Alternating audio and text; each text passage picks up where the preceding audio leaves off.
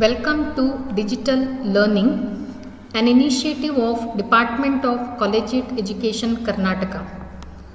This video session is for 5th semester BSc Mathematics students studying under Mangalore University. In this video session, we will be studying some concepts on the method of false position, which is otherwise called as regula falsi method. The main objective of this session is to learn the steps of method of false position to solve the algebraic and transcendental equations. At the end of this session, the students will be able to use this method to solve the algebraic and transcendental equations.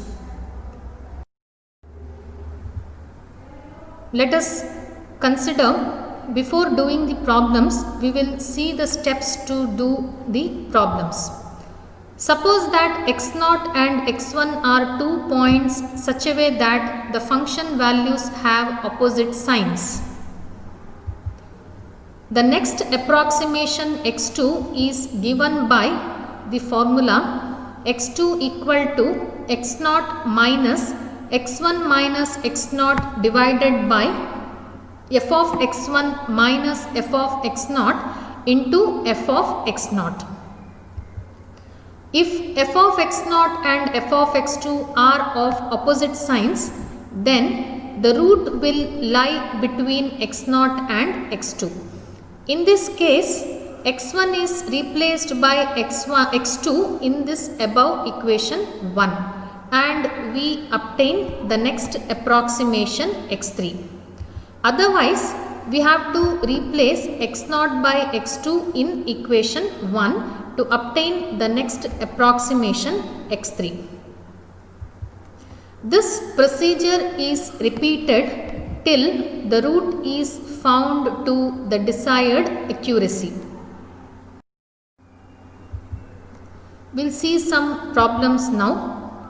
Find a real root of the equation x cube minus 2x minus 5 equal to 0 by the method of false position correct to 3 decimal places.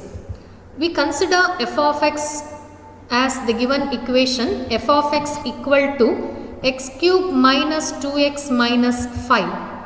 Randomly putting values of x, we see that at x is equal to 2, f is negative, and at x is equal to 3, f value is positive. So this means that a root will lie between 2 and 3. So we take x0 as 2 and x1 as 3 and find the first approximation to the root given by x2.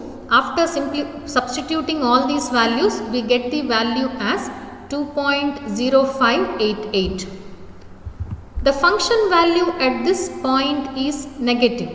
So here f of 2.0588 is negative and f of 3 is positive.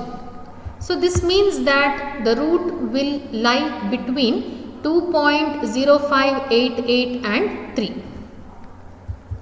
The second approximation to the root is given by x3 equal to, after substituting all these values, we get the value as 2.0813 and the value of the function at this point is again negative. This means that the root will lie between 2.0813 and 3. We find the next approximation to the root x4, which is found as 2.0897. The value of the function at this point is again negative.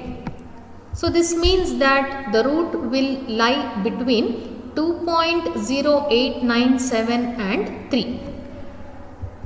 The fourth approximation to the root is x5.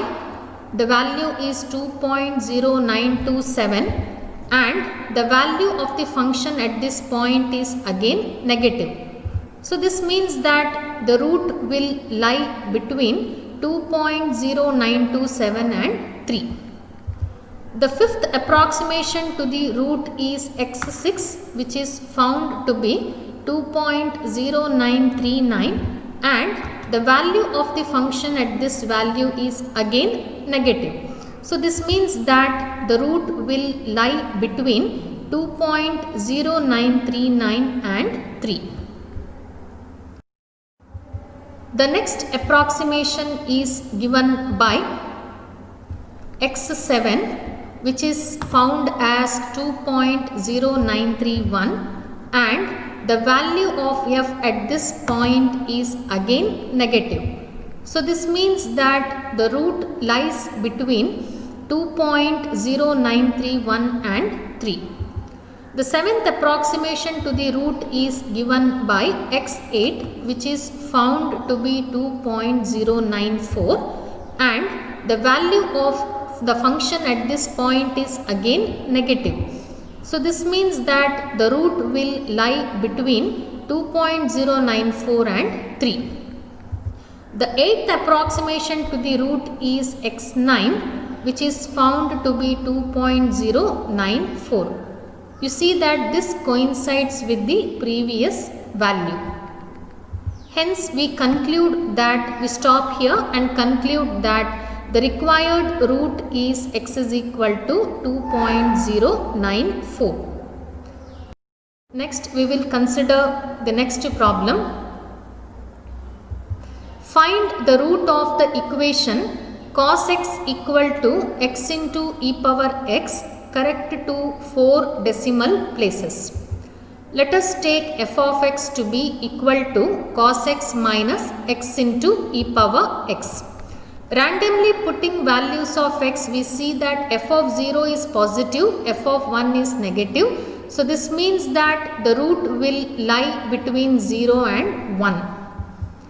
Take x0 as 0 and x1 as 1.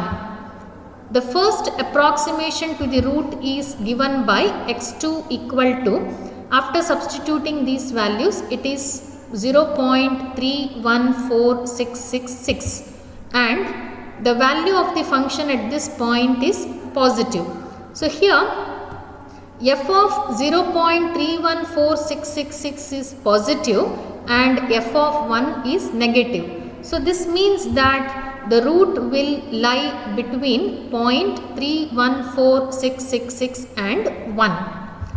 The second approximation to the root is x3, which is found to be 0.446723, and the value of the function at this point is again positive. So this means that the root lies between 0.446723 and 1.